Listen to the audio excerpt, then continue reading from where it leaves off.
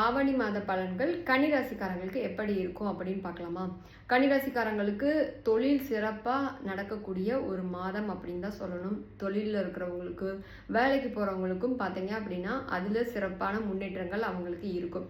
இப்போ கன்னிராசிக்காரங்களுக்கு பார்த்தீங்க அப்படின்னா நிலம் அமையாதவங்களுக்கு, நிலம் தேடிட்டு இருக்கிறவங்களுக்கு, அதுக்கப்புறம் ஏற்கனவே லேண்ட் இஷ்யூ ஏதாவது இருக்கிறவங்களுக்கு பார்த்தீங்க அப்படின்னா அதில் முன்னேற்றம் இருக்கும். இவங்களுக்கு ஃபேவராக வந்து பார்த்தீங்க அப்படின்னா நிலம் வந்து இவங்களுக்கு சாதகமான முடிவு லேண்டு ப்ராப்ளத்தில் இவங்களுக்கு கிடைக்கும்.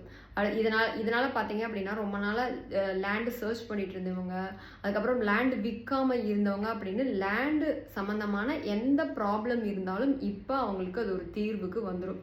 வெளியூர் வெளிநாட்டில் வாழ்கிற கன்னிராசிக்காரங்களுக்கு பார்த்தீங்க அப்படின்னா வருமானத்தில் முன்னேற்றம் இருக்கும். நல்ல சிறப்பான ஒரு காலம் அப்படின்னு தான் சொல்லணும்.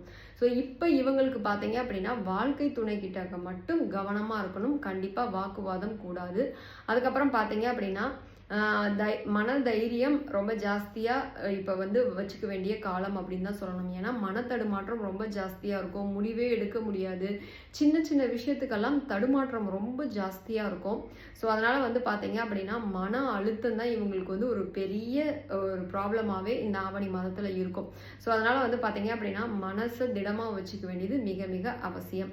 ஸோ இந்த விஷயத்தில் தான் அவங்க கவனமாக இருந்துக்கணும். மற்றபடி வந்து பார்த்தீங்க அப்படின்னா கன்னிராசிக்காரங்களுக்கு ஒரு சிறப்பான மாதம் அப்படின்னு தான் சொல்லணும். தேங்க்யூ.